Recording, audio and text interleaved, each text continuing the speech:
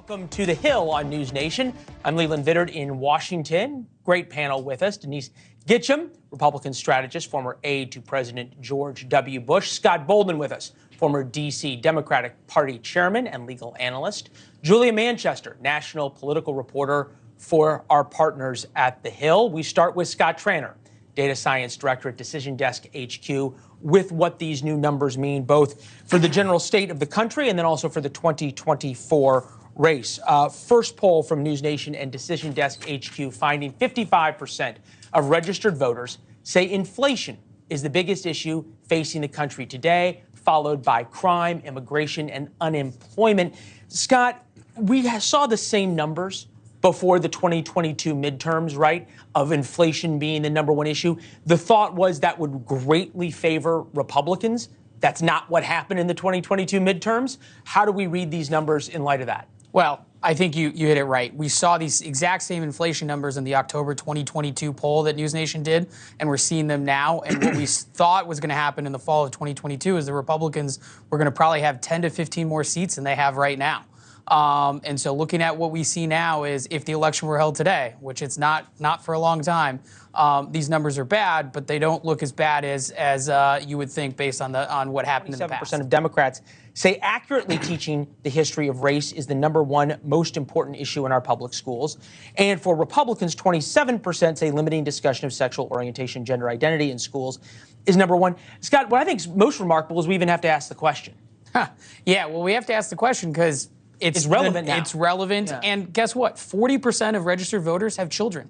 We talk about big monolith voting blocks. 40% of registered voters have a child in the home, and that crosses Republican, Democrat, Independent, everything in between. And this just shows us in the polling that these issues are splitting party lines. And as we saw in Virginia, that was a big reason why Governor Youngkin is governor today.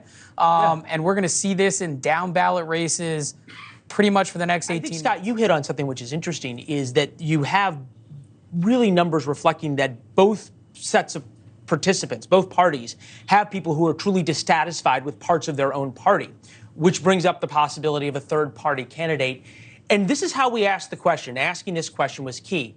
Would you be interested in a third party candidate if it is a Biden-Trump rematch in 2024?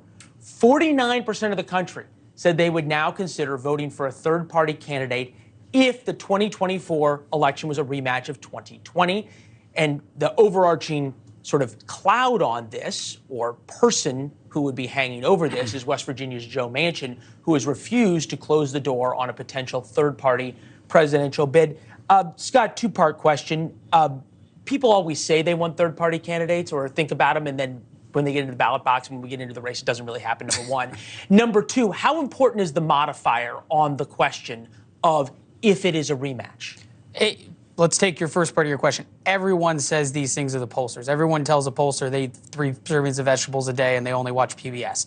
We know that stuff isn't true. And so this is the thing you say. One thing I will say is we are looking at historically low approval ratings for the government in general. If you're a Democrat, you don't like Congress. If you're a Republican, you don't like Congress. And if you're a Democrat or a Republican, you don't like the media. But you don't like the media, all these things. And so this question is a reflection of that dislike, right? And the way the question was phrased is, would you consider, not would you vote? And so I am a little bit surprised. I saw this and we triple checked the numbers, and then we looked at other polls out there. This is on the higher end of the spectrum. Usually this question polls, and it's usually worded a little different, in the 35 to 45%. So this is on the higher end, and I think it is a reflection of that.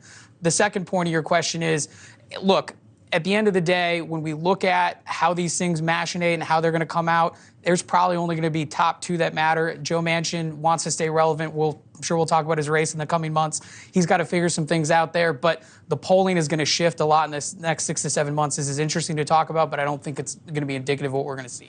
How damaging specifically to Joe Biden in Western Pennsylvania, Eastern Ohio, Southern Michigan? These are the places that Joe Biden has to win. Georgia, North Carolina. Any one of these places. You know what? I haven't seen any good public polling. I've heard there's been very little private polling on it, but I'm sure we're going to see it in the next 6 months. all he's got to do is take 1 to 3% of the voters in Georgia, or 1 to 3% of the voters in Michigan or Pennsylvania, and this is an entirely different race. I think Joe Manchin knows that. I think No Labels knows that. I also think they know that, a candidate like this, you got to start at 0 before you get to 50. So that's what they're telling everyone. And so that's why I think it's possible he's probably gonna get in. But the numbers don't lie. He doesn't have to win all of them to be a spoiler. He's just got to win a few percent in a couple of these states. How many Republicans are too many to split the anti-Trump vote, for lack of a better term, or non-Trump vote? Well, if we were in a stats class, I'd say every time you enter one in, you've got to cut that pie a little bit smaller. That's not exactly how it works. But if we just look at that, I understand 49% of New Hampshireites are open to another candidate, but it's New Hampshire. They're going to say that right up until the day they vote. And let's be honest, he's not going to get all 49% of them. I'm going to go a little outside my lane. I think he's going to run. Obviously, he filed today. I'm not sure the numbers necessarily support it. I think you might be looking for a job. Yeah. They're all going after Ron DeSantis, and I love the horse race just like everyone else does, but that's what they did to Jeb Bush in 2016, and so that's the same strategy. We know how that works. Let's see if they all switch it up as the horse race continues. Yeah, great history point, especially with Jeb Bush, if we can work him in. There you go. Scott Tranter, thank you very much. Great polling. Really interesting data there. We'll see you soon. Thank you very much.